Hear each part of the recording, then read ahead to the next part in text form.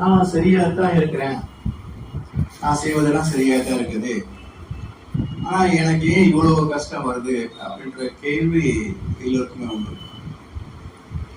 ஆனா என்ன பதில் கிடைத்தது, அந்த பதிலே உங்களுக்கு திருப்தி கிடைச்சதா, இல்ல இந்த பதில் மட்டுமே நம்முடைய வாழ்க்கை சிக்கல்களை தீர்த்து விட்டதா இதெல்லாம் நம்ம யோசிச்சு பார்க்கிற போது ஏதோ அப்படியே கேள்வி கேட்பதும் பதில் சொல்லுவதும் அப்படியே ஓடிட்டு இருக்கே தவிர எந்த மாற்றமும் நிகழவில்லை என்பது தானே அனுபவம்.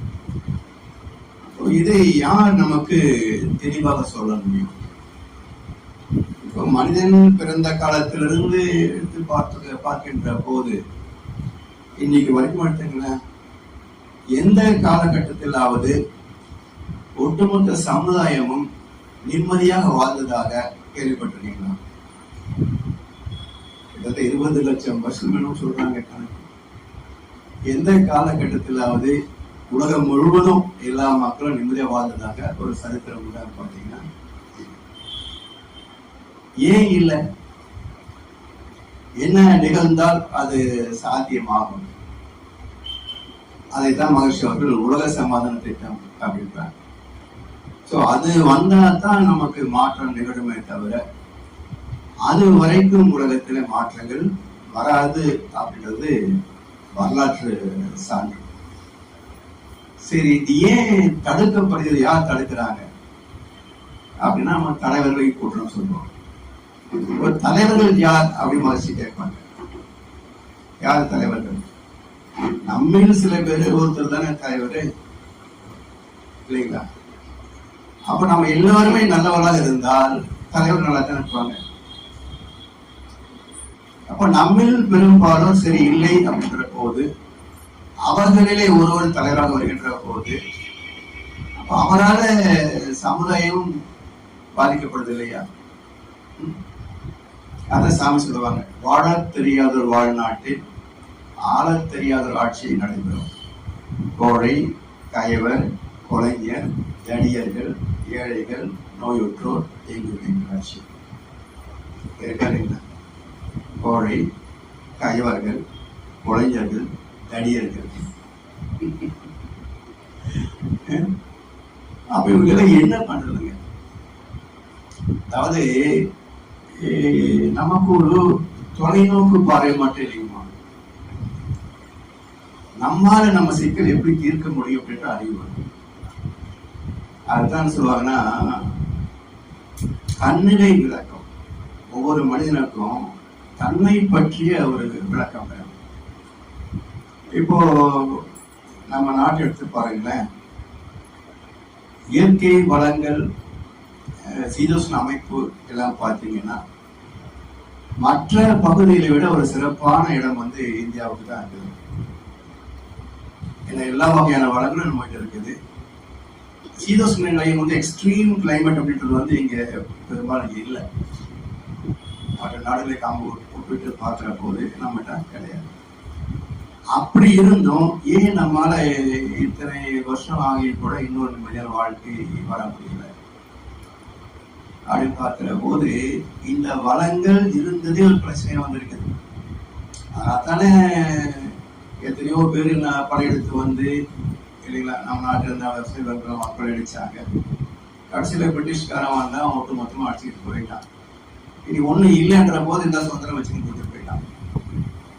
அதை வச்சு நாமளும் இன்னும் தடுமாறிட்டு இருக்கிறோமே தவிர இன்னும் நம்ம வந்து ஏன் மாற்றிக்க முடியல அப்படின்னு பார்க்கிற போது ஒரு 4-5% நம்ம சொத்து கணக்கில் பிடிக்கும் போது இல்லைங்களா? தலைவர்கள், பெரிய பெரிய தொழிலதிபர்கள் இவங்களோடவே ஒட்டுமொத்த சொத்து கணக்கும் பல கோடிக்கணக்கான கோடிகள். அப்ப என்ன ஆகுது? மக்களுக்கு வர வேண்டிய நன்மைகள் வருது இல்லைங்களா? இதெல்லாம் வந்து மக்கள் நன்மைக்கு செலவு பண்ணினீங்கன்னா பிரபலமா மேல்நாடுகளுக்கு சமமான ஒரு வழிமுறை கொண்டு வர முடியும். அப்ப இதுக்கு ஏன் முடியலன்னு பார்த்தீங்கன்னா பொது நோக்கு வேணும். கண்ணசுந்தரவர் பாருங்க, தன்னை போல பிறரை என்னும் தன்மை வேண்டும். அதுக்கு என்ன வேணும் சொல்ற பாருங்க, அந்த தன்மை வர உள்ளத்திலே கருணை வேண்டுமே. நம்ம கஷ்டப்பட்டா மட்டும் அழுதுறோம் இல்லையா? அதே மாதிரிதான் அடுத்தவங்க கஷ்டப்பட்டு அழுகுறாங்க. அப்ப நமக்கு வந்து அப்படித்தான் இருக்குன்னு யோசிக்கணும் இல்லையா? யோசிக்கிறது இல்லையே. அவனுக்கு அப்படித்தான், நமக்கெல்லாம் வராது அப்படின்னு நினைக்கணும் இல்லையா? வராதுன்னு யார் சொல்ல முடியும்? ஸோ இதனால அந்த ஒரு மனோபாவம், எல்லோரையும் சமமாக பார்க்கக்கூடிய மனோபாவம் வந்தால் தான் மாற்றங்கள் நிகழும். இந்த மனோபாவம் எப்படி வரும்? இப்ப நமக்குள்ள அறிவு இருக்குன்னு ஒத்துக்கிறோம் இல்லைங்களா? அதுல 6 அறிவு பேசிக்கிறோம். ஒரு முறை 50வது வருஷம் சுதந்திர தினம் கொண்டாடினாங்க. அப்ப நான் வந்து 90ன்னு நினைக்கிறேன். காலையில பேங்க் போகும்போது எல்லாம் வாசல் நின்று கூடி ஸ்வீட்ஸ் எல்லாம் கொடுத்தாங்க. நான் வழக்கம் போல என்ன விசேஷம் என்ன தெரியாத சுதந்திர தினம் 50வது சுதந்திர தினம் அப்படின்னா, அப்புறம் கொடி குத்த வந்தேன். கொடி குத்தாதப்பா அப்படின்னு. ஏன்னா நான் சுதந்திரத்தை நம்பலை அப்படின்னு. நீ வந்து அதே ஆங்கிலேயர் காலத்து இருந்ததா தெரியும். நீ இருந்தியா? நீ இருக்குல்ல. சரி, சுதந்திரமே என்னன்னு சொல்றது? எழுத்துரிமை, சொத்துரிமை, பேச்சுரிமை அப்படின்னா இருக்க உனக்கு இருக்கு. சரிங்களா? ஒரு மந்திரிகிட்ட போய் இப்படி பண்றேன்னு பேசு, நீ உதவாங்காம திரும்பி வந்தா உங்களோட சுதந்திரத்தை நான் ஏத்துக்கிறேன். சரி வேண்டாமா? வீட்டு அட்ரஸ் கூட லெட்டர் எழுது. எழுத்துரிமை வேணுமில்ல, லெட்டர் எழுது. மாண்புமிகு சோன்சோ இவ்வளவு நடக்குது பண்ற யோகித்தனமான்னு கேளு. வீடுதிலும் உதைக்கலன்னா சுதந்திரத்தை ஏத்துக்கிறேன். நல்ல பங்களா கட்டிக்கிறியா? அப்படியே வர்றாங்க கவுன்சிலரு, இது எனக்கு வேணுன்றாரு. நீ கொடுக்க மாட்டேன்னு சொன்னா என்ன நடக்காது? எடுத்து உனக்கு வெளியே போட்டுருவாங்க. இவங்க சொத்துரிமை போச்சா? எனக்கு சொன்னீங்க பேச்சுரிமை, எழுத்துரிமை, சொத்துரிமை சேர்ந்த சுதந்திரம் சொன்னீங்க. 3 இந்தியா பிறகு சுதந்திரம் கொண்டாடுறீங்க. அதெல்லாம் வரும்போது நான் கொண்டாடுகிறேன் அப்படின்னு. அது மாதிரி இப்ப 6 அறிவுன்னு நம்ம பேசுறோம். இருக்கா அப்படின்னு ஒரு கேள்வி எழுப்புற போது இப்போ 5 அறிவு என்ன பண்ணு பார்த்தா தான் நம்ம கம்பேர் பண்ண முடியும். 5 அறிவுக்கும் 6 அறிவுக்கும் என்ன பண்றோம்னு தெரியும் இல்லையா? இப்ப 5 அறிவு என்ன பண்ணுதுங்க? அது ஒரு குஞ்சோ குட்டியோ போடுது, அது வளர்க்குது. அது பெருசான உடனே அது இன்னொரு விலங்கோ குஞ்சோட சேர்ந்து அது ஒரு பசிச்சா சாப்பிடுறது, உணவை தேடுது, ஒரு காலத்துல செத்து போகுது. சரி, 6 அறிவு வரும். நம்ம குழந்தை என்ன பண்றாங்க? ஸ்கூலுக்கு போறாங்க, படிக்கிறாங்க, அப்புறம் காலேஜுக்கு போறாங்க, படிக்கிறாங்க, பிறகு வேலைக்கு போறாங்க, அப்புறம் கல்யாணம் பண்ணிக்கிறாங்க, குழந்தை கத்துக்கிறாங்க, வீடு கட்டுறாங்க, குழந்தை படிக்கிறாங்க, அவன் செத்து போயிடுறாங்க. இப்போ இது என்ன படிச்சு, இது என்ன படிச்சுங்க? என்ன வித்தியாசங்க? அவங்க படிச்சிருக்கிறோம் அப்படின்னா, இப்போ நீங்க இதுல பாத்தீங்கன்னா ஜாக்ரிக் சேனல்ல பாத்தீங்கன்னா ஒரு கரடை கூட்டு உட்காந்து ஏபிசி படிக்கிறீங்க. இது ஒரு 2 ஜெனரேஷன் மார்ச் வச்சுக்கலேன், அது பேச கூட ஆரம்பிக்கலாம். அதுவும் போச்சா நமக்கு? நான் தான் படிக்கிறேன், நான் தான் பேசுறேன்னு சொல்றது அதுவும் போச்சு. அது விலங்குகளை செய்யும். அப்படின்னா 6வது அறிவுக்கு என்ன தேவை? இதே கண்ணாசன் அழகா சொன்னார். 6 அறிவு கண்ணாசன் இல்லை, பட்டுக்கோட்டை கதைன்னு சொல்றோம். 6 அறிவு 1 அறிவு அவுட் இருக்கும். 5 அறிவும் கிடைக்குமா? அதுவும் கூட டவுட்னாரு இல்லைங்களா? அப்போ இந்த 5 அறிவு விலங்குகள் என்ன பண்ணுது பாருங்களேன். ஒண்ணு இன்னொன்னு அடிச்சு சாப்பிடுறது சரி, ஆனா வேடிக்கைக்காக அடிச்சு ஃப்ரிட்ஜில் வைக்குதா? நாளைக்கு பார்த்துக்கலாம் அப்படின்னு. அடுத்த வேலை உணவை பற்றியோ இதை பற்றியோ கவலையே கிடையாது. சுதந்திரமா அது இருக்குது. பசிச்சா வேட்டையாடு சாப்பிடுறது, மறுபடியும் அமைதியா ஓய்வு எடுத்துருது. இப்ப நமக்கு எத்தனை தலைமுறைக்கு சொத்து சேர்க்கிறாங்க இல்லைங்களா? இல்ல வேடிக்கை பாருங்களேன். அப்பா அம்மா பேர் என்னன்னு சொல்லிடுவோம், தாத்தா பாட்டி பேரு சொல்லிடுவோம். நம்மள எத்தனை பேர் பொருள் தாத்தா பாட்டி பேர் தெரியும்? ஒருத்தர் ஐயா கைத்துக்கிறார், 4, 5, 6 பேர் தெரிஞ்சுக்கிறாங்க. சரி, அவருடைய தாத்தா பாட்டி அப்பா அம்மா தெரியும். இதே போல என் குழந்தைகளுக்கு என்னை பற்றி தெரியும், என் பேர குழந்தைக்கு நிச்சயமா தெரியும், என் கொள்ளு பேர குழந்தைக்கு தெரியலாம், எள்ளு பேர குழந்தைக்கு தெரியாது. அப்படின்னா 4வது தலைமுறை என்னை யாரும் தெரியாத போது அவங்களுக்காக நாமே சொத்து சேர்த்துக்கணும்னு யோசிக்கணுமா இல்லையா? பேர் தெரியாததுக்காக சொத்து சேர்த்துக்கிறது அப்படின்னு யோசிக்கலாம் இல்லையா? 49 தலைமுறைக்கு அவன் சேர்த்துறான்றான் இல்லைங்களா? என்ன சொல்றது? 49 தலைமுறை இருக்குன்னு யார் நிச்சயிக்கிறதுங்க? அதாவது சில நடைமுறை உதாரணங்களை நான் பார்க்கணும். யாரை குறித்து பேசுறது இல்லை. ஏன்னா செத்து போனது பேசுறீங்கன்னா நமக்கு எக்ஸாம்பிள் சரியா வராது. உயிரோடு இருக்கவங்க சொன்னாதான் கொஞ்சம் நமக்கு தெரிய புரியும். சரிங்களா? நேரு நினைச்சாரு இந்தியா நமக்கு தான் சொந்தம் இல்லையா? இப்போ ராகுலுக்கு அப்புறம் யாருங்க? அவர் வாரிசு இல்லை. ஆனா அவர் நினைச்சிருப்பார் 7 தலைமுறைக்கும் இந்தியாவை நாம தான் ஆளணும், இல்லை 49 தலைமுறைக்கு நாம தான் நினைச்சிருப்பார். ஆனா 4வது தலைமுறைக்கு ஆள் இல்லை. இது மாதிரிதான் நாளை பொழுது இறைவனை கழித்து நடக்கும் வாழ்வில் அமைதியை தேடும். நாளைக்கு நிச்சயம் நம்மளுக்கு கடவுள் இல்லைங்க. இதுதான் நடக்கும் என்று நிச்சயிப்பதற்கு நாம கடவுள் இல்லை. நமக்கு மேல ஒருத்தர் நிச்சயம் பண்ணுவோம். மனிதன் நினைப்பதுண்டு வாழ்வு நினைக்கும் என்று. இறைவன் நினைப்பதுண்டு பாவம் மனிதன் என்று இல்லை. இது புரிஞ்சுக்கிட்டாக்க நமக்கு சுய ஆய்வு வரும். இந்த வாழ்க்கையை பற்றி ஒரு தெளிவு வேணும். என்ன வேணும், எவ்வளவு வேணும், எப்ப வேணும், எதுக்கு வேணும், எங்க வேணும், இதெல்லாம் ஒரு கணக்கு பார்த்தோம்னு சொன்னாக்க எதுவுமே நம்ம கையில் இல்லை என்று ஒரு முடிவாகும். சரிங்களா? அப்போ இன்றைய பொழுது பிரசன்ஸ் அப்படின்னு இல்லையா, இதுதான் நமக்கு வாழ்க்கையை நிச்சயிக்கிறது. இந்த இன்றைய பொழுது, இன்றைக்கு நம்ம இங்க இருக்கிறோம், சிலர் வர முடியல, நாளைக்கு நீங்க சந்திக்கிற போது கேட்டீங்கன்னா ஒரு முக்கியமான காரியம் வேற சொல்லுவாங்க. அப்ப நமக்கே அதுபடி ஒரு முக்கியமான காரியம் வரல, அவங்களுக்கே வந்துடும். சரிங்களா? அப்ப எதுவுமே நம்ம யோசிச்சபடி திட்டமிட்டபடி செய்ய முடிகிறது இல்லை பொதுவாக. அப்ப எது நம்மை நிச்சயிக்கிறது? ஆங்கிலத்துல ஒரு அருமையான வார்த்தை உண்டு. நம்ம பிரசன்ட் சொல்றோம் இல்லையா, நிகழ்காலம் அப்படின்னு. அது ஒற்றை வார்த்தை தானே பிரசன்ட். ஆனா அதை 2ஆ பிரிக்கலாம். PRESENT பிரிச்சு பாருங்க, அர்த்தமே மாறி போகும். என்ன வருது? பிரீசென்ட் அப்படின்னா இப்போ நிகழ்காலம் என்பது நிகழ்கின்ற காலம் மட்டுமல்ல, நிகழ வேண்டிய காலம். ஏற்கனவே நிச்சயிக்கப்பட்டதன்படி இது நிகழ வேண்டிய காலம். அப்போ ஏற்கனவே நிச்சயித்தது என்றால் நிச்சயித்தவன் யார், எதன் அடிப்படையில்?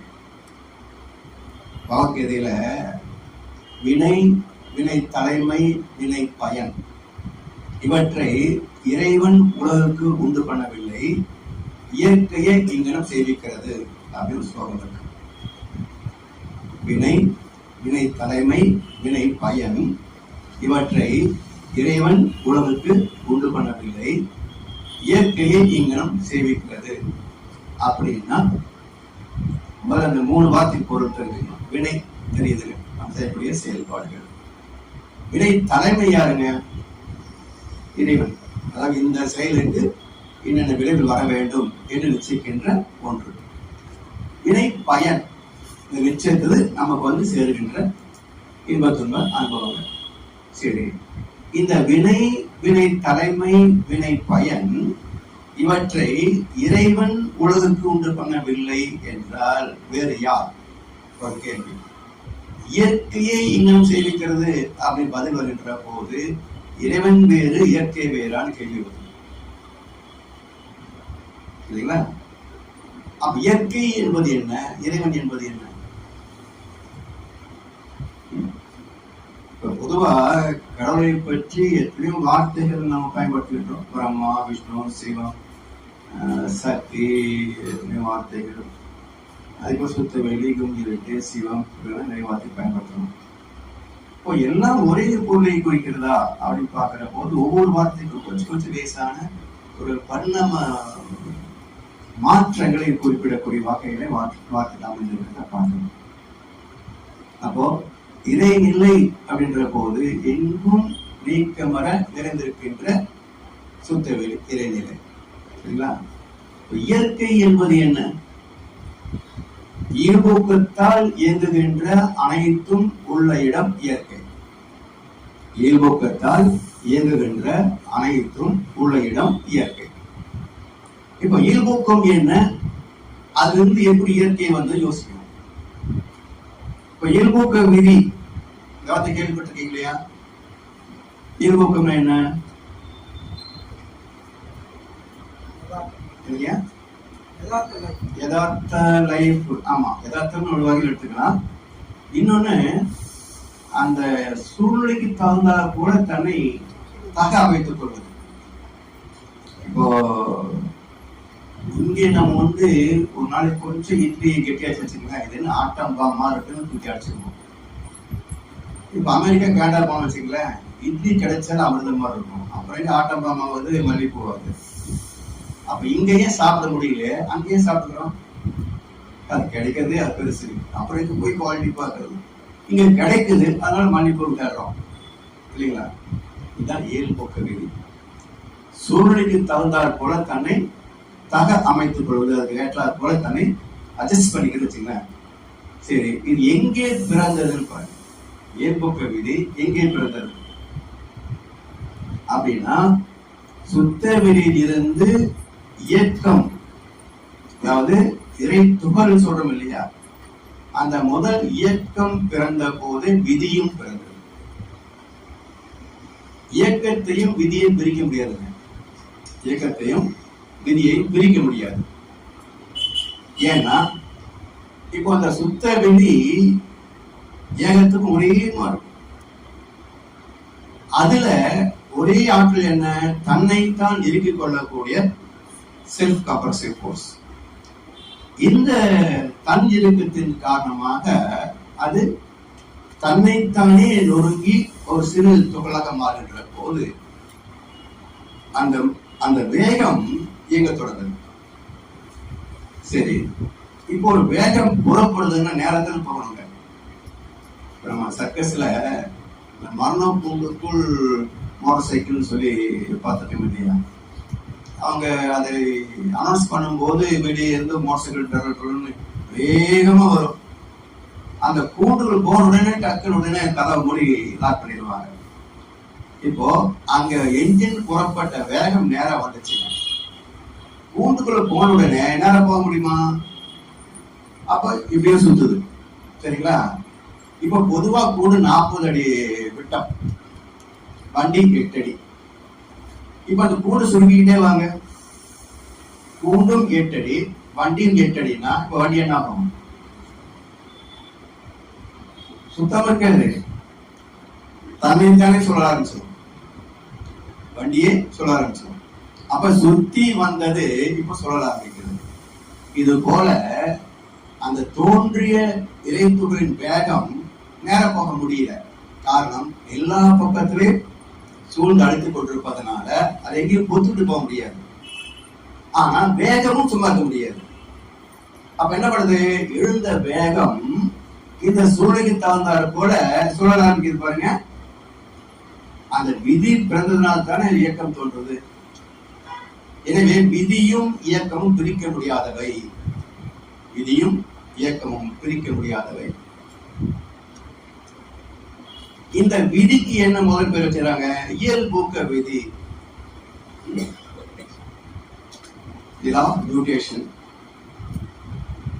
இந்த இயல்போக்க விதியிலேயே 5 இருக்குங்க. இயல்போக்க விதிக்குள்ள 5 அம்சங்கள் சேர்ந்து இருக்குது. என்னது அப்படின்னா, இந்த சுத்த வெளி இப்போ ஏற்பட்ட அந்த துகளை சூழ்ந்து அழுத்திக் கொண்டிருக்கிறது. அழுத்தம் இது அழுத்துவதனால அந்த துகள் சுழல ஆரம்பித்தாலும் கூட இந்த அழுத்தத்தை அது என்ன பண்ணுதுங்க? இப்போ ஒரு சக்கரம் சுத்திட்டு இருக்குது வேகமா, ஒரு கோல் நீங்க வைக்கிற போது என்ன ஆகும்? விளங்குது இல்லைங்களா? கையில இருக்கும் பிடிச்சிருந்தாலும் கூட அந்த சுழலின் வேகத்தை இருந்தால் போல நகருது இல்லைங்களா? ரிஃப்ராக்ஷன் நகருது. இப்போ வெளி இதை விட பல மடங்கு சக்தி வாய்ந்தது இல்லையா? அப்போ இது தள்ளினாலும் கூட அதை ஊடுருவி உள்ள போகும். அப்போ பெனிட்ரேஷன், ஊடுருவி உள்ள போகும். உள்ள இது இப்போ இதே மாதிரிதான் உள்ளேயும் இருக்குது. அப்போ இது வெளியே வரணும். அல்லது உள்ள இருக்கிறத ரீப்ளேஸ் பண்ணணும். இது உள்ள இருந்துகிட்டு அதை வெளியே தரணும்.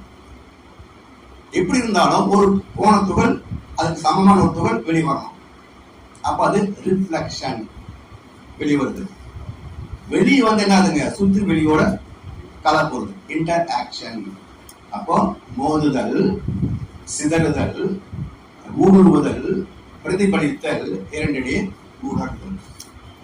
அப்ப இல்போக்க விதிக்கு 5 அம்சங்கள் கூடவே இருக்கு. இந்த 5 தான் எல்லாம் 5ஆவது வரதுக்கு காரணம்.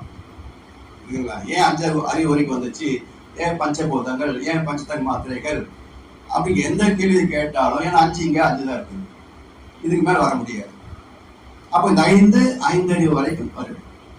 சரி, நாம இதுக்கு வந்து 6வது அறிவு 5 அறிவு தான் வரணும், வாரியத்துக்கு வந்தது அப்படின்னா இந்த சுத்த வெளியிட்டு இல்லையா, அது ஒண்ணு வெளிவந்து. அப்ப இந்த அறிவே அங்க வெளிப்படுகின்ற போது 6வது அறிவாக வெளிப்படுகிறது. ஆனா இருக்கிறது 6. சரி, இதுல இன்னொரு வருது, இருப்பு இயக்கம் ரெண்டும் சேர்ந்த பூசணம் வருது காந்தம். அப்ப அது 7 ஆகுது. 7க்கு மேல இருக்குதா, 7 சுரங்களுக்குள் எத்தனை ராகம். அதே போல இந்த பூமி எத்தனை 7 நம்ம கோள்கள் 9 சொல்றோம். அதுல ராகுக்கு எது சூரிய கொள்ளியா இருக்குது, அதை விட்டுட்டீங்கன்னா 7 கோள்கள் தான் கணக்கு வரும். அப்போ ஏன் இப்படிலாம் 7 அமைந்திருக்கிறது, 7 நிறங்கள் அப்படிலாம் பார்த்தீங்கன்னா இது இருக்கிறது 7 தான்.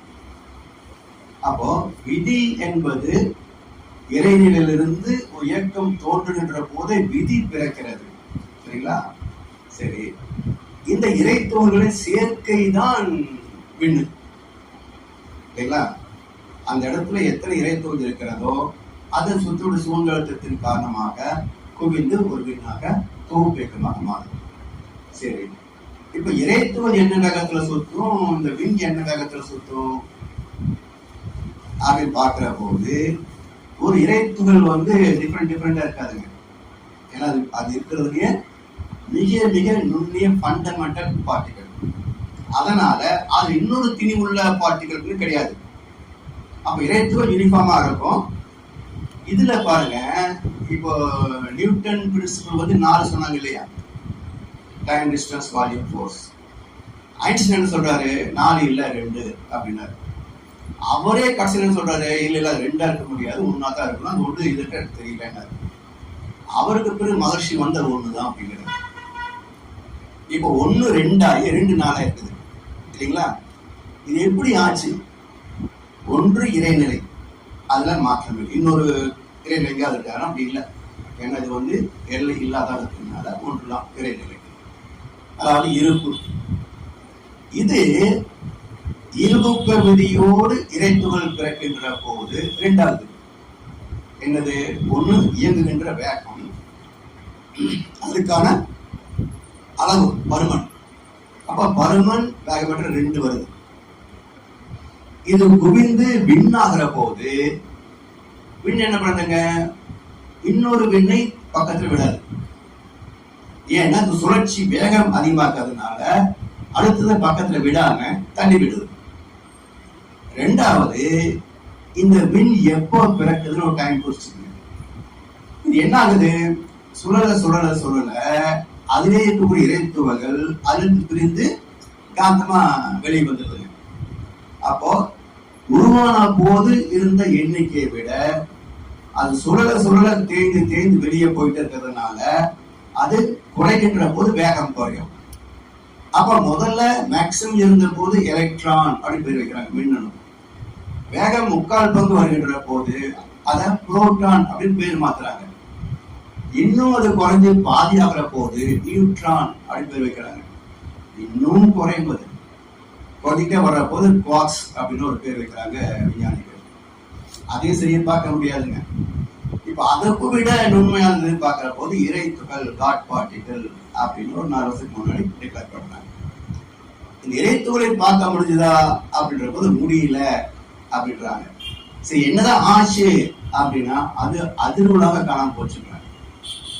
அதிர்வுலாக காணாம போயிடுச்சு அப்படின்றாங்க. அப்போ இது இறைத்துகள் குவிந்து விண்ணாச்சு. Date of birth. Proton, neutron, quarks, God particle முடிஞ்சு போச்சுங்க. இப்போ டேட் ஆஃப் டெத். ரெண்டுக்கு இடையில இருக்கிறது தான் ஆயுசு, அதான காலம். சரிங்களா? அப்போ 1 2 2 நாள் ஆச்சு. வீண் வருகின்ற போது வேகம் இருக்குது, இடம் இருக்குது, காலம் இருக்குது, தூரம் இருக்குது. அப்போ 1 2 2 நாள் ஆகுது. சரி, இப்போ ஒரு முக்கியமான கேள்வி, காலம் எங்கே பிறந்ததுன்னு கேட்டேன். விண்ணில் பிறந்ததா இல்ல இதுக்கு முன்னாடியே காலம் இருக்குமா? ஏன்னா அங்க இல்லாதது இங்க வராதுன்றோம். சுத்தவெளியில் இல்லாதது எதுவுமே புதுசா வர முடியாது. வாக்கியதையில ஒரு அருமையா சுபாகம் சொல்லுதுங்க, இல்லாததற்கு இருப்பு கிடையாது, இருப்பது இல்லாமல் போவதும் கிடையாது. என்ன அர்த்தம்? எங்கிருந்தோ ஒண்ணு இங்க வரல, இங்க இருக்கிறது இங்க விட்டு எங்கேயும் போக முடியாது. அதனுடைய அர்த்தம். அப்ப இல்லாததற்கு இருப்பு கிடையாது, இருப்பது இல்லாமல் போவதும் கிடையாது. அப்படின்னா என்ன நடக்குதுன்னா, இருப்பதே மாற்றம் அடைகிறது. மாற்றம் ஒன்றே நிலையானு சொல்றாங்க இல்லையா? அப்ப இருப்பது மாற்றம் அடைகிறது. அப்படின்னா காலம் அங்கே இருக்கணும் இல்லைங்களா? விண்ணிலே பிறந்த காலம் இங்கே இருந்திருக்கணும். அது எப்படி, எங்கே, அதனுடைய நுண் அளவு என்ன? காலத்தின் நுண்ணளவு கன்சென்ட்டும் நேரம் சாமி ஒரு கவிதை சொல்றாங்க. கணக்கு இல்லை 2 அதிர்வுகளுக்கு இடை அமையும் தூரம் அப்படின்னு சொல்லுவாங்க. அப்போ இந்த காலம் எங்கே பிறந்தது, பிறக்கிறது அப்படின்னு அதனுடைய ஆழத்தின் மூலத்தை தேடுகின்ற போது இறைத்துவம் தோன்றுதல் பாருங்க, அது 3 அலைச்சுழல் வேகம் வரைக்கும் தான் போக முடியும். அதுக்குள்ள அந்த வேகம் புரிஞ்சு போகும். அப்போ எவ்வளவு தூரம் அது தங்கி வைக்க முடியுது அப்படின்னா 3 அலை வரைக்கும் தான் சுத்தவெளியோடு ஊடுருவ முடிகிறது. சரிங்களா? தள்ளி நிற்கிறது இல்லை. நீங்க ரிப்பல்சிவ் ஃபோர்ஸ் அப்படின்னா நாம தள்ளி பிடிக்கிற மாதிரி அலைகள் தள்ளி வைக்க முடியாதுங்க. அந்த தோன்றுகின்ற எதிர் அலைகள் சுழலலைகளாக மாறி அந்த சுத்தவெளிக்கு ஊடுருவி போகும். எனவே ரிப்பல்சிவ் ஃபோர்ஸுக்கு தனிய இடம் கிடையாதுங்க. ரிப்பல்சிவ் ஃபோர்ஸுக்கு தனித்த இடம் கிடையாது. அந்த ஆற்றல் எழுச்சி பெறுகின்ற போது சூழ்நிலை வெளியோடு கலந்து போயிடும். அப்போ இந்த ஒரு சுற்று ஒரு புள்ளி தான் தொடங்கும். ஒரு வட்டம் போடுறீங்கன்னா இந்த புள்ளி தொடங்கி மறுபடியும் அதே புள்ளி முடிஞ்சீங்கன்னா வட்டம் அப்படிங்கிறீங்க இல்லையா? இப்போ இறைத்துகள் இயங்குகின்ற போது அது 3 சுற்று முடிஞ்சு போகுதுன்றோம். அப்போ முதல் சுற்று துவங்குகிற ஒரு புள்ளியில துவங்கி மீண்டும் அதே இடத்துக்கு வந்துச்சுன்னா ஒரு சுற்று கணக்கு இல்லையா? அதுதான் காலத்தின் முன்னாடி. புரியுதுங்களா? இறைத்துகள் தோன்றுகின்ற போதே காலம் இருக்குது. ஆனா எப்போதே நம்ம கணக்கெடுக்க முடியுது அப்படின்னா பின் தோன்றுகின்ற போதுதான் இதுக்கு பிறந்த நேரமும் முடிகிற நேரமும் இருக்கிறதுனால அந்த நீண்ட இயக்க காலத்தை நம்ம காலம் அப்படின்னு குறிப்பிடுறோம். சரிங்களா? அப்போ இந்த இறைத்துகளிலிருந்து விண் தோன்றி விண்ணிலிருந்து எல்லாமே வருது. இறைத்துகள் தோன்றிய போது பிறந்தது இயல்போக்க விதி. விண் பிறக்கிறது என்னதுங்க? அங்க இந்த இயல்போக்க விதியே இயற்கை விதியாக மேன்மை பெறுகிறது. லா ஆஃப் நேச்சர், இயற்கை சட்டம். அந்த இயற்கை சட்டம் என்ன சொல்லுதுங்க? for every action there is an equal and opposite reaction. ஒவ்வொரு இயக்கத்திற்கும் ஒரு துல்லியமான எதிர்வினை உண்டு அப்படின்னு அங்க சொல்றது. இதுவே ஜீவன்களிலே நம்மிலே வருகின்ற போது நம்ம என்ன செய்யறோமோ அதுக்கு ஒரு விளைவு நிச்சயம். அப்போ இங்க நம்ம செய்யறோம் செயலுக்கு தக்க விளைவு. அப்ப 3 விதி, இயற்கை விதி, இயல்போக்க விதி, இயற்கை விதி, செயல் விளைவு விதி. இந்த 3 விதியும் சேர்த்தால் தெய்வ நீதி பேர். ஒரே வார்த்தையில சொன்னா தெய்வத்தின் விதி. அப்ப நம்ம விதி விதி சொல்றோமே, அது நமக்கு மட்டும் இல்லை. விதி என்பது எல்லாத்துக்கும் பொருந்தும். அது தெய்வத்தின் விதி. அதுதான் இயல்போக்க விதியாக, இயற்கை விதியாக, செயல் விளைவு விதியாக ஒவ்வொரு இடத்திலையும் எடுத்து தந்தார் போல வேறு மாறுது. ஆனா ஒரே பேர் தான் வீதி. அதான் ஏதாவது கேள்வி கேட்டு என்ன பண்றாங்க எல்லாம் வீதி முடிச்சிருக்க இல்லையா? அதோட அந்த விதிக்கு 2 வார்த்தைகளும் முடியாது, இவ்வளவு சரித்திரம் இருக்கு அதுக்கு. அப்போ நிறைத்துகள் குவிந்து விண்ணாய், விண்ணுடைய இயக்கம் தான் இந்த பிரபஞ்சம். இதுக்குதான் பிரம்ம லோகம் சொல்றது. பிரம்மான விண். அப்ப பிரம்ம லோகம் என்பது விண்ணின் கூட்டினால் ஆன இந்த உலகம். இப்போ ஈர்ப்பூக்கம் பிறந்த பிறகு விண் பிறந்து விண்ணுடைய சேர்க்கையில இந்த பிரபஞ்சம் இயங்கிக் கொண்டிருக்கிறது. அதனால் ஈர்ப்பூக்கத்தால் இயங்குகின்ற அனைத்தும் உள்ள இடம் இயற்கை. சரிங்களா? இந்த இயற்கையில் தான் விதி பிறக்கிறது. ஈர்ப்பூக்கம் பிறக்கிற போதே விதி பிறக்க சொல்றோம் இல்லையா? அந்த விதியின் பிறகு எல்லாம் நடக்குது. அதான் கீதை என்ன சொல்லுதுங்க? வினை, வினை தலைமை, வினை பயன், இவற்றை இறைவன் உலகுக்கு உண்டு பண்ணவில்லை, இயற்கையை இங்கனம் சேவிக்கிறது. சரிங்களா?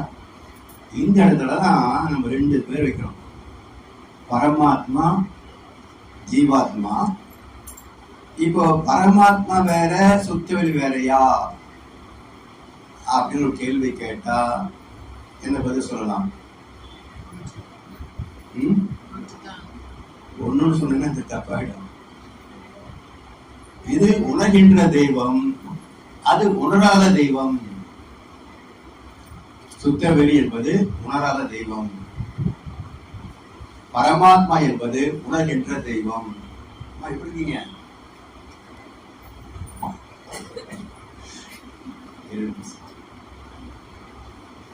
இல்லைங்களா? ஏன் உணர்கின்ற தெய்வம் சொல்றோம்? நம்ம எல்லாம் கடவுளுக்கு எல்லாம் தெரியும் தெரியுமன்றமே, எந்த கடவுளுக்கு தெரியும்? உணர்வு இருந்தா தான் தெரிஞ்சுக்க முடியும் இல்லைங்களா? உணர்வு இல்லைன்னா தெரிஞ்சுக்க முடியாது. அப்ப உணரக்கூடிய தெய்வத்துக்கு என்ன பேர் வச்சாங்க? பரமாத்மான்னு வச்சாங்க. நாம் எல்லா வார்த்தையும் தூக்கி ஒரு குடிசைகளை போட்டு எல்லாம் ஒண்ணுதான்றோம். அதனால அதை தெளிவா விளக்கம் புரிந்து கொள்ளவில்லை என்றால் நீங்க சனாதனத்துக்கு அர்த்தம் சொல்ல முடியாது, வனசர்மத்துக்கு அர்த்தம் தெரியாது, அதை வச்சு வியாபாரம் பண்ணுவாங்க, அதையும் புரிஞ்சிக்க முடியாது இல்லைங்களா? இது அர்த்தம் தெரிஞ்சாதானே பேச முடியும். ஸோ இதெல்லாம் நமக்கு தெளிவா புரிஞ்சு சொன்னாக்க சொல் ஆராய்ச்சி ரொம்ப முக்கியம். வார்த்தைக்குள்ள அர்த்தம் இல்லாத வார்த்தைகள் கிடையாதுங்க. ஒவ்வொரு சொல்லுக்குள்ளையும் சரியான பொருள் இருக்கு. அந்த பொருளை சரியான விலகை கொண்டு விட்டால் அர்த்தம் அதுவே கிடைக்கும். அதனால இதுவரைக்கும் நமக்கு சொல்லப்பட்ட பக்தி மார்க்க கதைகள், புராணங்கள் எல்லாம் அது நமக்கு ரொம்ப ரகசியாத்மாக இருந்ததுனால தெளிவு புரிந்து கொள்ள முடியல, அதை நாம் பயன்படுத்திக் கொள்ள முடியல. மகர்ஷி அவர்கள் வந்தவருடைய நோக்கமே பார்த்தீங்கன்னா இந்த தத்துவத்தின் முடிவாக அதை தெளிவா எல்லாருக்கும் விளக்கிக் கொள்ளக்கூடிய வகையில கதாபாத்திரம் இல்லாம, கதைகள் இல்லாம, ஓமானங்கள் இல்லாம தத்துவத்தை தத்துவமாகவே கொடுத்த காலகட்டம் தான் மகர்ஷியின் அவதாரம். இப்ப மகர்ஷி நமக்கு தெளிவா எடுத்து விளக்கி சொல்றாங்க. இது ஏன் நம்ம விளங்கிக் கொள்ள முடியாது இல்லைங்க?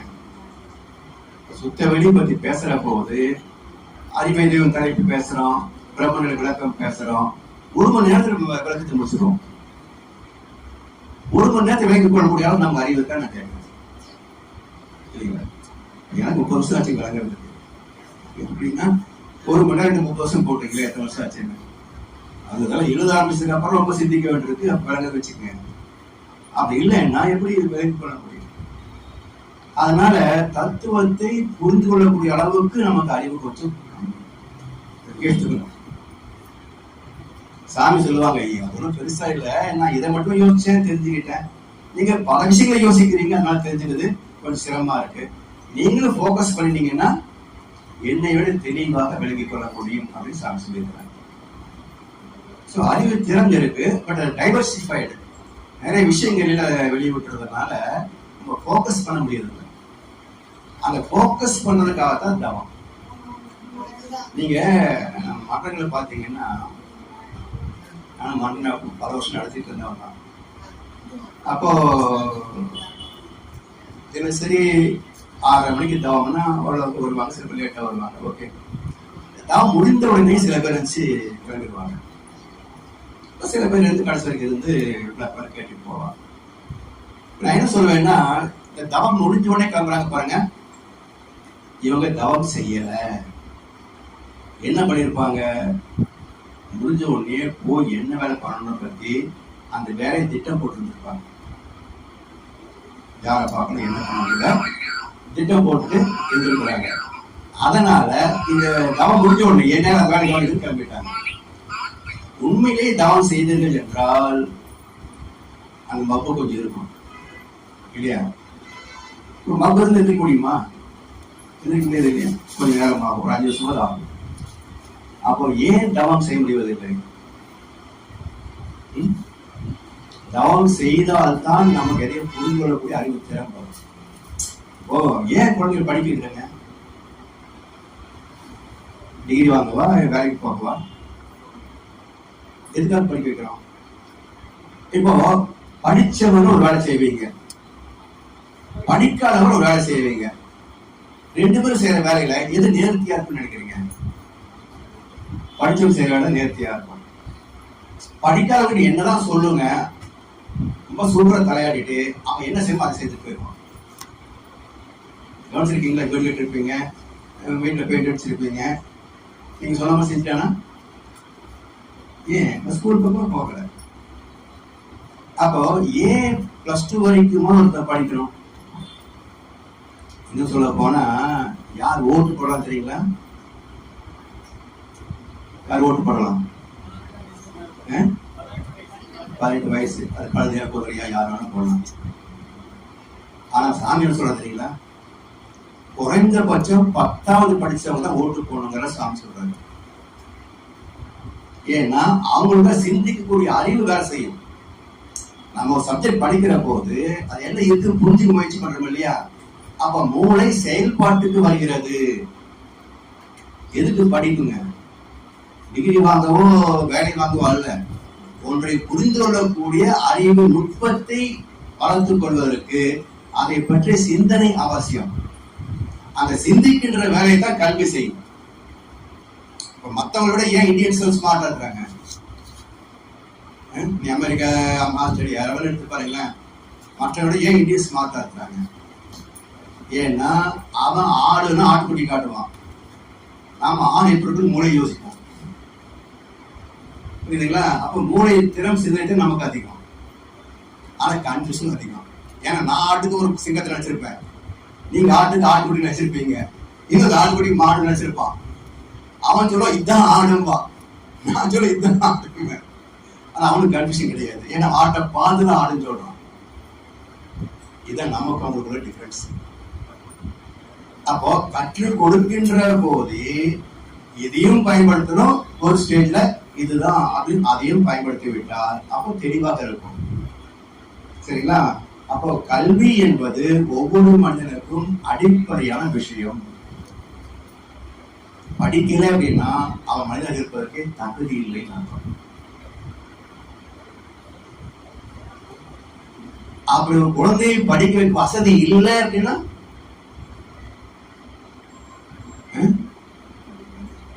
இப்போ 2 விஷயம் சொல்றேன் பாருங்க. ராமாயணம் நமக்கு ஒரு பெரிய இதிகாசம், மகாபாரதம் இன்னொரு இதிகாசம், கந்த புராணம் இன்னொரு இதிகாசம். இப்போ ராமாயணத்துல ஒரு குழந்தை எப்போ பெற்றுக்கக்கூடிய தகுதி ஒரு மனிதனுக்கு வருகிறது அப்படின்றத குறித்திருக்குது.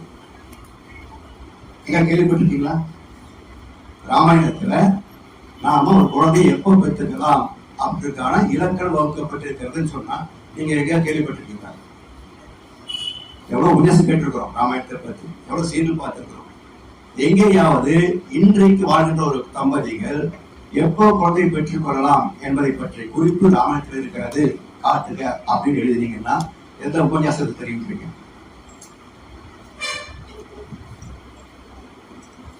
தெரியாது. அப்ப இதிகாசம் என்றால் இப்படித்தான் வாழ வேண்டும் என்று பொருள். சரித்திரம் என்றால் நடந்து முடிந்தது அர்த்தம். இப்ப சரித்திரமா தான் பேசணும், ராமாயணத்தையும் மகாபாரதத்தையும் சரித்திரமா தான் பேசணுமே தவிர இதிகாசமாக பேசவில்லை. ஏன்னா சரித்திரம்னா ஒரு சிலருக்கு நடந்த ஒரு வாழ்க்கை முறை அது முடிஞ்சு போச்சு. நமக்கு அது அப்ளை ஆகணும்னு அவசியம் கிடையாது. ஆனா இதிகாசம் என்று சொல்லிவிட்டால் உலகம் இருக்கின்ற வரைக்கும் பிறக்கின்ற ஒவ்வொரு குழந்தைக்கும் அது அப்ளிகபிள். அவங்க எந்த மதமாக இருந்தாலும் சரி, இந்த இதிகாசம் அவருக்கு பொருத்தமுடையது. சரி, இந்த கான்செப்ட் படி ராமனுக்கு எப்ப குழந்தை பிறந்தது பாருங்க. 16 வயசுல அவருக்கு திருமணம் ஆகுது. 12 வருஷம் அரண்மனைவாசத்துல இருக்கிறாரு, குழந்தை பேரு இல்லை. பிறகு 14 ஆண்டுகள் வனவாசம் போறாரு. அங்க குழந்தை பெற்றுக்க கூடாதுன்னு விதி கிடையாதுங்க. இல்லையா? கைகை சொன்னதுல குழந்தை பெற்று கூட எங்க பேசியிருக்கா? விதி இல்லை. ராவண மதம் முடித்து விட்டு மீண்டும் அயோத்திக்கு பட்டாபிஷேகம் முடிந்த பிறகு அடுத்த ஆண்டு ராமகிருஷ்ணன் என்ற எட்ட குழந்தைகள் பிறக்கிறாங்க. அப்படின்னா இந்த குழந்தைகள் பிறக்கின்ற போது ராமனுக்கு என்ன வயசுங்க? 43 ஆச்சு. 42 பிளஸ் 10 மாசம் 43 ஆச்சுங்க. இப்போ ராமனை விட ஆண்மகன் அப்படின்னு சொல்றது வேற யாரும் சொல்ல முடியாது இல்லைங்களா? அப்ப 16 வயதுல திருமணமாகி 12 வருஷம் 28 வயசு வரைக்கும் எப்படி குழந்தை பார்க்காம இருக்கும்? ஏன் திரும்பி வந்தோடனே அடுத்த வருஷமே குழந்தை பிறந்தது? பட்டாபிஷேகம் முடிஞ்ச உடனேயே அடுத்த வருஷம் உடனே எப்படி குழந்தை பிறந்தது? இத்தனை கேள்வி கேட்டீங்கன்னா பதில் இருக்குது. என்ன பதில்? மனிதனாக பிறந்தவன் ராமன் பரம்பொருள், பரமாத்மா. சீதை ஜீவாத்மா, இலக்குவன் புருஸ்தானம். இது எப்படி பாருங்க. இப்ப இந்த பரமாத்மா ராமன், இந்த ஜீவாத்மா சீதை என்ற ஜீவாத்மா, இந்த ஜீவாத்மா என்ன சொல்லுங்க? உனக்குத்தானே என்னது வனவாசம் போகணும் விதி இருக்கு, நீ போயிட்டு வா, நான் அரண்மனை ஹாப்பியா இருக்கிறேன் சொல்லிடலாம் இல்லையா? வீட்டுக்கு வேலை வெளியூர் போயிடுறாரு, என்ன சொல்றோம்? நான் கூட வருவேன்னு சொல்றோம். நீ போய் சம்பாதிச்சு அனுப்பு, நான் இருந்து குழந்தைகளை பார்த்துட்டு சொல்றோமா இல்லையா? அது மாதிரி சீதை சொல்லிக்கலாம் இல்லை? என்ன சொன்னாங்க? ராமன் இருக்கும் இடமே சீதைக்கு அயோத்தி. அயோத்தி என்றால் என்ன பேர் தெரியுங்களா? அயுக்தி, போராட்டம் இல்லாத இடம் அயோத்தி, அமைதி பூங்கான்னு அர்த்தம். அப்ப பரம்பொருள் அமைதி நிலைக்களம். எங்கே பரம்பொருள் இருக்கிறதோ அங்கே அமைதி இருக்கும், சாந்தம் இருக்கும், பேரின்பம் இருக்கும். இங்கே இருப்பது ஜீவாத்மாவுக்கு பொருத்தமானது. அதனால ராமன் இருக்கும் இடமே சீதைக்கு அயோத்தி, நாங்க தான் வரவேற்று கூட வந்தாங்க. அதாவது பரமாத்மாவை விட்டு விலகக்கூடாது என்ற இலக்கணத்தை போதிப்பது சீதையுடைய கேரக்டர். சரிங்களா? சரி, இவங்களும் போனா என்ன, தனியா போனா நமக்கு என்னங்க? அண்ணன் போனா என்ன, நமக்கு என்ன? தம்பி ஹாப்பியா பண்ணி தானே ஒய்ஃபோட, இவன் ஏன் கூட போறான்? அம்மா சொல்லிக்கலாம்லடா, உனக்கு இடம் வந்தது, அவன் தான் போறான், நீ பேச வீடு கிடப்பியா? நம்ம அப்படிதான் சொல்லுவோம். ஆனா அந்த மனுஷனா தெரியுங்களா? இலக்குவா ராம லட்சுமண சீனியும் ராமனுக்கு தாய் தந்தை போல, அவ்வளவு பத்திரமா இவ்வளவு பாதுகாப்பு வேண்டிய ஒரு கடமை, நீ போயிட்டு வான்னு அந்த அம்மா, பெற்ற அம்மா சொல்லி இருக்கிறாங்க. சரிங்களா? சரி, இப்போ இவன் ஏன் கூட போறான்? இவனுடைய ஒரு முதல்ல போறேன்றா. அப்ப ஏன் போறேன்னு சொல்றான்னா, இலக்குவன் என்றால் வாழ்க்கையில் நோக்கம் தெரிந்த புருஸ்தானம். இலக்கு அப்படின்னா எதுக்காகத்தான் பிறந்தோம்.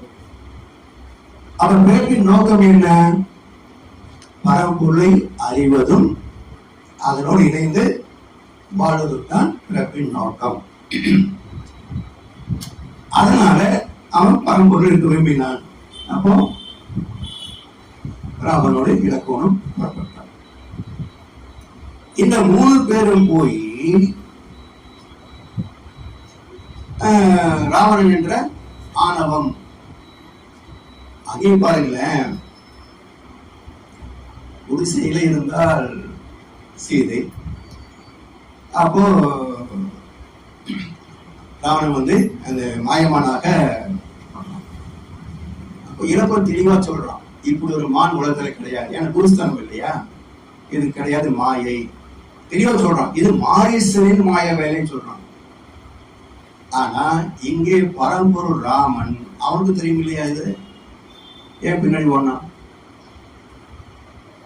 ஏன்னா 13 வருஷம் வனவாசத்துல எதுவுமே கேட்காத மனைவி 14 வருஷத்துல ஏங்க எனக்கு வேணும்னு கேட்டா அங்க வீட்டுக்காரரை கொடுக்க நினைப்பார, மாட்ட நினைப்பார? என்னைக்குமே கேட்காத மனைவி இன்னைக்கு ஒண்ணு கேட்டிருக்கா, கொடுக்க நினைப்பாரியா? அப்ப இந்த இடத்துல ராமன் பரம்பொருளாக இல்லை, ஒரு பெண்ணின் கணவனாக செயல்படுகிறார். சரிங்களா? அது மட்டும் இல்ல, இதுக்கு அப்புறம் இது நடந்ததான் அது நடந்து வச்சுக்கல. இதுல இன்னொரு நிகழ்ச்சி இருக்குங்க. ஏன்னா சலகா சொல்லுவார், அதாவது வயது வந்த பிறகு நெஞ்சில் மயக்கம் வந்தது, அங்க வாழ்ந்திருந்த தெய்வம் கொஞ்சம் விலகி சென்றதுன்னு ஒரு பாட்டு இருக்கு. கேட்டிருக்கீங்க இல்லையா? இதுதான் அந்த கதை. 13 ஆண்டுகள் நம்முடைய உடம்பு பக்குவமானது 13 வருஷம். 14வது வருஷம் பக்குவமான பிறகுதான் நமக்குன்னு ஆசைகள் பிறக்கின்றன. அப்போ இந்த 13 வயது வருகின்ற வரைக்கும் தெய்வம் நம்மோடு சேர்ந்திருக்கிறது. எங்கே ஆசைகள் பிறக்கிறதோ அப்போது தெய்வம் விலகி போகுது. அப்ப 13 வருஷம் எதுவுமே ஆசைப்படலை, செய்த கூடவே இருந்தான், ஆசைப்பட்டான், பரம்பொருள் விலகி போயிட்டான். சரிங்களா? இப்போ குரு காப்பாற்றுறாரு, குரு கூட இருக்கிறாரு, ஆனா குருவையும் தொடர்ந்து விட்டான். இப்போ பாதுகாப்பு இல்லாத ஆத்மாவை ஆணவம் சிறை கொள்ளும். பாதுகாப்பு இல்லாத ஆத்மாவை ஆணவம் சிறை கொள்ளும். அதுதான் ராவணன் தான் போயிட்டு போயிட்டான். இப்ப அந்த ராவணன் என்ற ஆணவத்திடமிருந்து ஜீவாத்மாவை விடுதலை செய்யணும், ஆத்ம விடுதலை. அதுக்கு தான் இந்த யுத்தம். சரிங்களா? இப்ப ஆத்மா விடுதலை செய்த பிறகு அருமையான கட்டங்கள். ராமாயணத்துல ஒவ்வொரு சீன் வந்து அற்புதமான சீன். இப்ப என்ன சொல்றான் சீதை கிட்ட, நீ விரும்பியபடி யாரோடும் வாழ்ந்து கொள்ளலாம் என்றான். நிறைய பேர் அப்படி பொங்கிடுவாங்க, சீதையை பார்த்துலாம் இப்படி சொல்லலாமா அப்படின்னு நிறைய சொற்பிடிவார்கள்லாம் வேறாசம் பேசுவாங்க. ஏன் அப்படி சொன்னா? சொல்லக்கூடாததை ஏன் சொன்னாங்க அப்படின்னா, குருவின் வேலை, ஒரு பரமாத்மாவின் வேலை ஜீவாத்மாவை ஆணவத்திடமிருந்து விடுதலை செய்வதுதான். ஆனா எப்படி வாழ்வது என்ற உரிமையை ஜீவாத்மாவுக்கே தான் இறைவன் தந்திருக்கானே தவிர இறைவன் நம்ம நீட்டு பண்ண சொல்ல மாட்டான். பகவத்கீதையில மகாபாரதத்துல ஆரம்பத்திலிருந்து யுத்தம் செய்யன்றான். கடைசியில மோட்ச சைய ஸ்லோகம் வந்து ஒரு 10 ஸ்லோகம் இருக்கிற போது கேட்கிறான், அர்ஜுனா சொன்னாலும் தெளிவு விளங்கிக்கிட்டியா, இல்ல எல்லாத்தையும் தலையாட்டும் நீ தலையாட்டிட்டு இருந்தியான்னு கேட்கிறான்.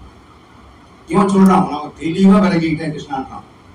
அப்போ இது வரைக்கும் என்ன சொன்னாங்க? யுத்தம் செய்யணும். இப்போ தெளிவா விலகி கொண்டேன் அப்படி சொன்ன பிறகு என்ன செய்யணுமோ அதை செய்யணும். இப்ப யுத்தம் செய்ய சொல்லல, என்ன செய்யணுமோ அதை செய்யணும். இதுதான். சோ இறைவன் 6வது படைத்தான், படைத்து விலங்குகள் போல இப்படித்தான் இப்படி நமக்கு லிமிடேஷன் போடல, நீ எப்படியும் பார்த்து விடலாம். ஆனா அதற்கு தான் அந்த விளைவு வந்து தெரியும். எப்படி வாழ்ந்துக்கலாம், ஆனா அதுக்கு தகுந்த விதி மாற்ற முடியாது.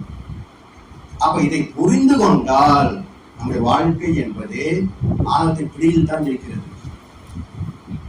ஆணவத்தின் பிடியில தான் சிக்கிட்டு இருக்கிறோம். அப்ப இந்த பிடியிலிருந்து விடுதலை பெறுவது எப்படி என்றால், தவம் செய்வார் தம் கர்மம் செய்வார், மற்ற அல்லார் அவம் செய்வார் ஆசை உட்பட்டு. மனிதனுக்கு தவம் அத்தியாவசியம். மனுஷனையா பிறந்தையா தவம் பண்ணு. தவம் என்பது என்னங்க?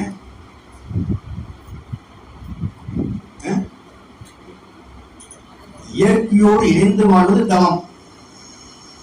ஏன்னா கல்லும் மரமும் மௌன நிலையில் நின்று கடமை தவறாது பயனாக போகுது. கல்லு மரம் கூட தவம் பண்ணுதுங்க. ஏன்? அந்த விதியை தாண்டி போக முடியாது. மனிதன் விதியை தாண்டி போக முடியும், அதனால போகாம இரு, அதுக்கு தவம் பண்ணு. அப்ப தவம் செய்வார் தம் கர்மம் செய்வார். அப்படி தவம் செய்யவில்லை என்றார், எந்த மனிதனாவது தவம் செய்யவில்லையா அப்படின்னா அவன் ஒரே வேலை தான் செய்து பண்றது, இடையே வேலை சப்ளஸே கிடையாது. ஒருத்தர் தவம் செய்யவில்லை என்றால் அவன் அவம் செய்தே தீருவான். ஏன்னா அவன் ஆசையின் கைப்பாவை, அவம் செய்வார் ஆசை உட்பட்டு. சரி, இப்ப அவத்துக்கும் தவத்துக்கும் என்ன இலக்கணம் இல்லைங்களா? அவத்துக்கும் தவத்துக்கும் என்ன இலக்கணம்?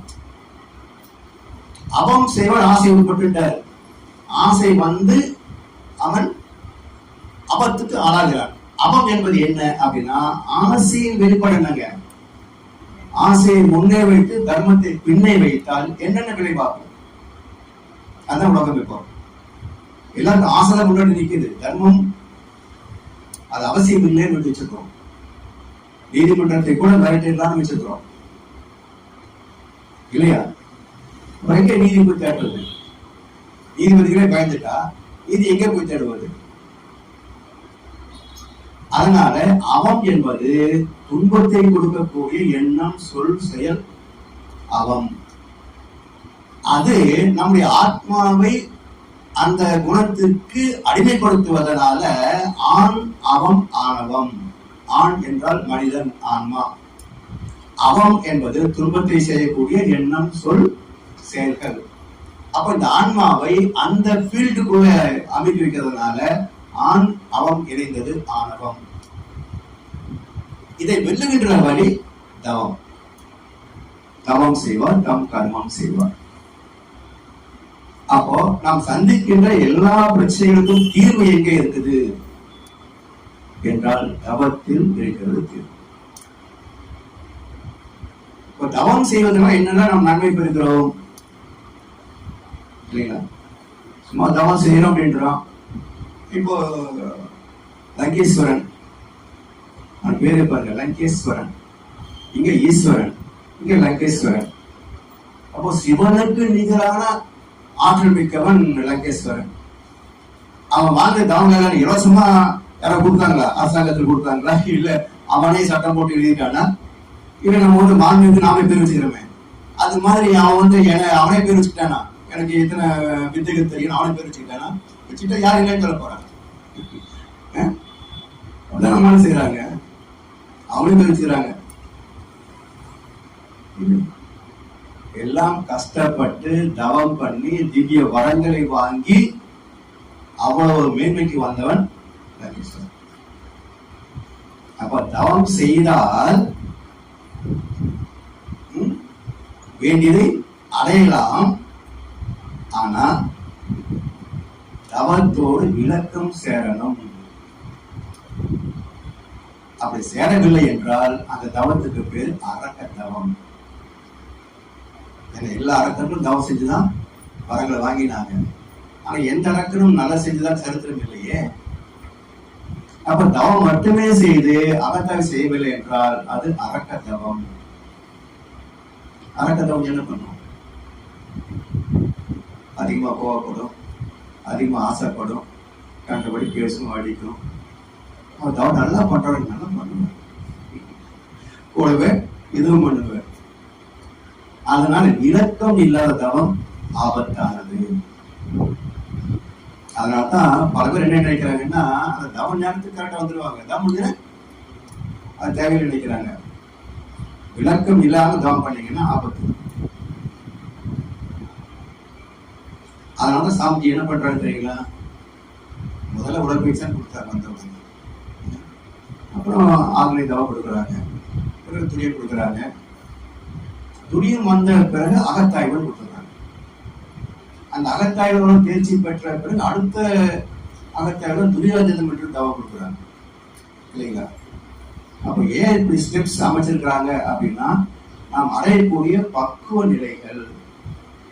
ஸோ சாமி சொல்ற மாதிரி நம்ம பயிற்சிகளை 100% சரியா செய்திருந்தோம் என்றால் நிச்சயமா எல்லாருக்கும் ஞானியா இருக்கணும். அதுல என்ன அர்த்தம்?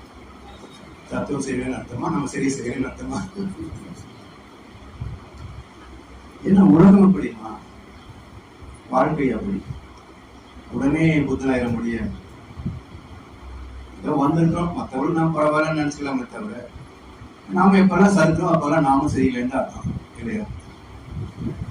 அதனால அடிப்படை விளக்கம் வேண்டும், வாழ்க்கையை பற்றிய விளக்கம்.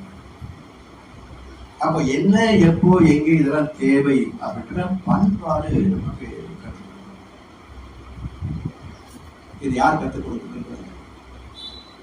ஒண்ணுமே ஸ்கூல்ல நமக்கு தரணும், இல்ல கோவில்களில் நமக்கு கத்து தரணும், இல்ல சொற்பொழிவாற்றார்கள் அவங்களாவது நமக்கு கத்து தரணும். இப்போ சமுதாயத்தில் இந்த மூன்றுக்கும் வாய்ப்பு இருக்குதா? நாங்க படிச்ச காலத்துல மாடல் கிளாஸ் ஒன்று இருந்ததுங்க. இப்ப எந்த ஸ்கூல்ல அது கிடையாது, மாடல் கிளாஸ் கிடையாது, எல்லாம் சப்ஜெக்ட் தான். சரி, எங்கேயாவது கோயில்ல சொல்றாங்களா பாத்தீங்கன்னா, இந்த திண்டுக்கல் பக்கத்துல ஒரு பெருமாள் கோயில் இருக்கு, சவுந்தரராஜ பெருமாள் கோயில், அங்க கொஞ்சம் சொல்றாங்க. அவங்க போயிருந்த போது அங்க வியாழக்கிழமை ரதி மண்மலை போட்டி பண்ணுவாங்க. அந்த அலங்காரம் பண்ற போது அந்த குருக்கள் இந்த மாதிரி மைக் வச்சு, உங்களுக்கு ஏன் திருமணம் தள்ளி போகுது அப்படின்னா, கர்ம வினை மாற்ற முடியாது. பக்தி என்ன பண்ணும் அப்படின்னா, ஒரு கிலோ இரும்பு தலையில விழுங்கணும்னு இருந்து வச்சுக்கலாம், என்ன ஆகும்? மோட்சம், கபால மோட்சம் தான். அந்த ஒரு கிலோ இரும்புக்கு மேல பஞ்சா விழுந்ததுன்னா எஸ்கேப் ஆயிடலாம். பக்தி இதைத்தான் செய்யணும். பாராட்டிட்டு வந்து பரவாயில்ல, எல்லா கோயிலும் இது மாதிரி பேசினாங்கன்னா மக்கள் ஓரளவுக்காது அவங்க புரிஞ்சிருக்காது, இருந்தாலும் திரும்ப திரும்ப சொல்ற போது ஒரு நாளைக்கு புரிய வரும். ஆனா எங்கேயும் இது மாதிரி சொல்ல மாட்டேன்றீங்களா ஐயா அப்படின்னு என்ன பாருங்க, அவரும் புரியல. சொல்லணும் சொல்றாரு, அவ்வளவுதான். இது போல எதையும் பொருள் தெரிந்து, நோக்கம் தெரிந்து, அர்த்தம் தெரிந்து செய்தால் பலன் அதிகம். சரிங்களா? பொருள் தெரியணும், நோக்கம் தெரியணும், எதுக்காக செய்யறது தெரியணும், அப்போ அதனுடைய பலன் அதிகமாக கிடைக்கும். அப்படி இந்த சடங்கில் இருக்கக்கூடிய அந்த விதி என்ன பார்த்தீங்கன்னா, இந்த செயலுக்கு தக்க விளைவென்ற விதியை யாரும் மாற்ற முடியாது. இதை ஆரம்பத்திலிருந்து குழந்தைகளுக்கு சொல்லிக் கொடுக்கணும். அதுக்கான கல்வி திட்டம் இருக்கணும், அதுக்கான ஆசிரியர்கள் இருக்கணும். ஸோ நமக்கு இங்க பாத்தீங்கன்னா எஜுகேஷன் சிஸ்டம் வியாபாரத்தனமாக மாறி போச்சு. இங்க டென்மார்க், நார்வே, ஸ்வீடன்லாம் பாத்தீங்கன்னா ஆசிரியர்களுக்கு தான் அதிக சம்பளம், ஆசிரியர்களுக்கு தான் மரியாதை அதிகம். ஏன் அப்படின்னா, வருங்கால சமுதாயத்தை உருவாக்கக்கூடிய பொறுப்பு ஆசிரியர் கையில தான் இருக்குது. எனவே அவர்கள் மதிப்புக்குரியவர்கள். சவுத் ஆப்பிரிக்கால ஒரு யூனிவர்சிட்டி முன்னாடியே ஒரு ஸ்லோகம் வச்சிருக்காங்க, படித்த ஞாபகம்: தரமற்ற கல்வியும் ஒழுக்கமற்ற மானம் இருந்தால் அந்த நாட்டை அழிப்பதற்கு அனுமதி தேவையில்லை. சரியா இருக்கா? தரமற்ற கல்வி, ஒழுக்கமற்ற மானம் இருக்காங்கல்ல, ஒரு நாடு உருப்படுமா? எப்போ கல்வி வியாபாரமாச்சோ அப்ப எங்க தரம்? ஒரு யூனிவர்சிட்டியில 62 ஆசிரியர்கள் படிக்கவே இல்லையா? ஒரு நீதித்துறையில ஒரு மேஜிஸ்ட்ரேட் கரஸ்பான்ஸ் கோர்ஸ்ல பிஎல் படிச்சுட்டு மேஜிஸ்ட்ரேட் ஆகி 20 வருஷம் கழிச்சு 20 வருஷம் பென்ஷன் வாங்கிட்டு இருக்கிறாரு. இப்படிலாம் அப்பாயின்மெண்ட் போட்டு தர முடியும், அதுக்கு ஒரு வகை இருக்கும் என்று சொன்னா இந்த நாட்டை யார் காப்பாற்றுறது? இல்லையா? நம்மை நம்ம காப்பாற்ற முடியாது, நாளைக்கு இருக்கட்டும், நாம அது உபயோகிக்க முடியாது. அப்படி நம்மளுடைய குழந்தைக்கு நல்லதுக்கு வாழணும். அதுக்கு நம்ம இந்த கலையை பயன்படுத்திக்கணும். எனவே சமுதாயம் கற்றுக் கொடுக்காத இந்த தர்ம நியாயத்தை தாய் தந்தையாவது கற்றுக் கொடுக்கணும். இப்போ தாய் தந்தை தெளிவா தெரிஞ்சதை தானே குழந்தைகள் கற்றுக் கொடுக்க முடியும். ஏன்னா குழந்தைகள் இன்னைக்கு ஐப்பு நிறைய இருக்கு, அவங்க கேட்கிற கேள்விக்கு நீங்க ஈஸியா பதில் சொல்ல முடியாத பாருங்க. அப்ப அந்த கேள்விக்குரிய பதில் தெரியாத போது நம்ம அதட்டிடுறோம் இல்லைங்களா? அப்ப பதில் தெரியலன்னா யாருக்கு தெரியுமோ அவர்கிட்ட அந்த பதிலை அவன் தான் கேட்க சொல்ல, நாம கேட்டு சொல்லணும். எனவே வாழ்க்கையில் உள்ள எல்லா சிக்கலுக்கும் தீர்வு எங்கே என்றால் அறிவின் தெளிவே அனைத்து சிக்கல்களுக்கும் தீர்வு. The remedy for all problems is enlightenment. அந்த அறிவையும் அடையக்கூடிய கல்வி தான் சாமர்த்தியம் நான் கொடுக்குறேன்.